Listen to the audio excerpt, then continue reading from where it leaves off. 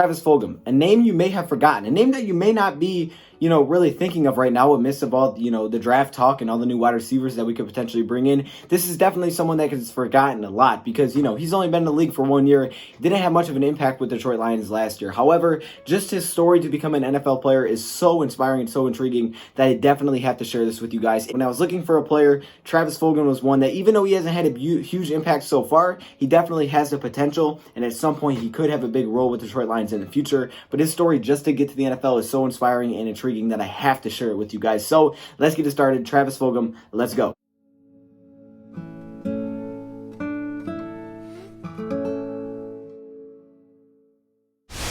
Travis Fulgham was born September 13th, 1995, but he wasn't raised in the United States. No, instead he was raised in many different countries overseas. He was raised in Jordan, Egypt, South Africa, and India. He actually wasn't living with his parents until he was actually in high school in the United States. Why, you may ask? Well, because his parents were agents in the Foreign Service. So he was never with his parents. He was raised overseas in many different countries, and he visited many holy places that are talked about in the Bible. So many great experiences that you hear in just this story alone on how he was brought up is just remarkable. So many great stories, but with that there also comes some very sad stories. And he would talk about how you would see so many homeless children everywhere that you would go, tens of thousands. They would knock on your window when you would drive somewhere and ask you for some food. He said there was just so many of them. He wanted to help them all, but he couldn't. It was just a very sad time. So definitely we know that there's some unfortunate things going on in other countries, where people just don't have as much. And he talked about how United States was great, and in the United States he loves it here because we have so much more.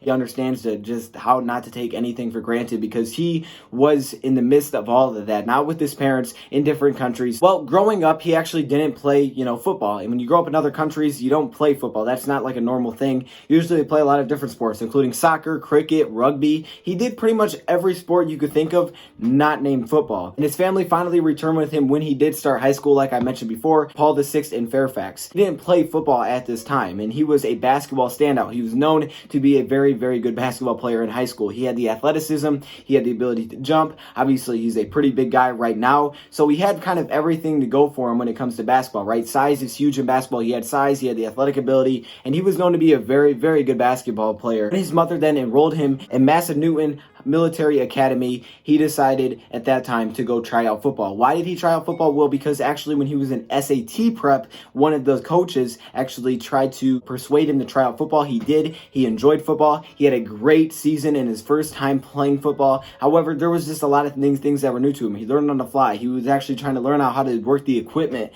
in his first time playing football, but he had all of the abilities and attributes to be a great player. He had all the potential there. Now it was just, could he catch up? Could he catch up with all the players and all the experience that he was missing out on? There he transferred to Broad Run High in Ashford. At Broad Run High, once again, he decided to play football. Now his numbers that definitely dropped, but this is where things started to get really serious with Travis Fulgham when it came to football. He said he wanted to play Division I, and he was getting a lot of scholarship offers from Division II. He was getting talk from Division I teams, but no one was giving him that scholarship offer. He decided to walk on to Old Dominion University, where the coaches at Old Dominion influenced him to try to walk on for a Division I college. No one was willing to give him a scholarship from Division I, so they just persuaded him. They're like, hey, just try out here, try to walk on, see what you can do. We believe in the potential that you have. And just a few weeks after trying to walk on with Old Dominion, he was granted a scholarship. And, he was granted a scholarship, which was incredible, a scholarship from a D1 college that believed in him.